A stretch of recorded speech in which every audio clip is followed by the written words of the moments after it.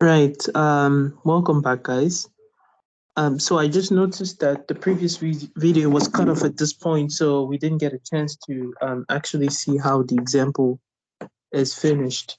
So we're cut off at this point here. So what I'll do is I'll just go through the rest of the example and I'll add it as a second part of the of the video. Right. So thank you so much for watching, and sorry about that. So at this point here, what we did was, towards the end of the previous video, what we did was we substituted the cos squared here of t by 1 minus sine squared of t, using the identity, the trigonometric identity that tells us that sine squared plus cos squared is equal to 1, right?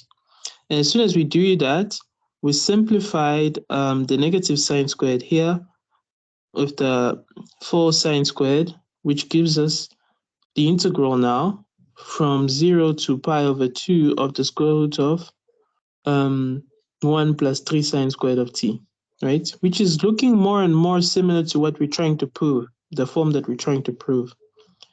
So at this point here, now we have to use some sort of intuitive thinking. So we have boundaries from 0 to 2 pi, which covers the entirety of the trigonometric circle, which, as you know, goes from 0 to 2 pi. And we know that that circle is divided into 4 quadrants, right?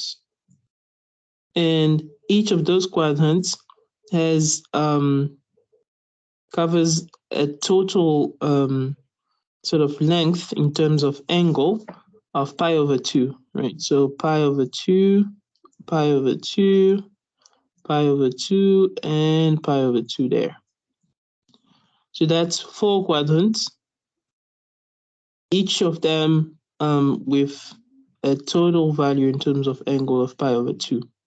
So meaning that we can break the entire trigonometric circle from 0 to 2 pi into 4 segments, 4 pi over 2 segments, right?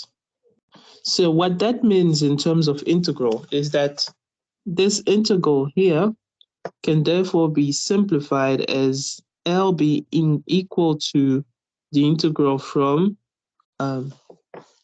made a mistake.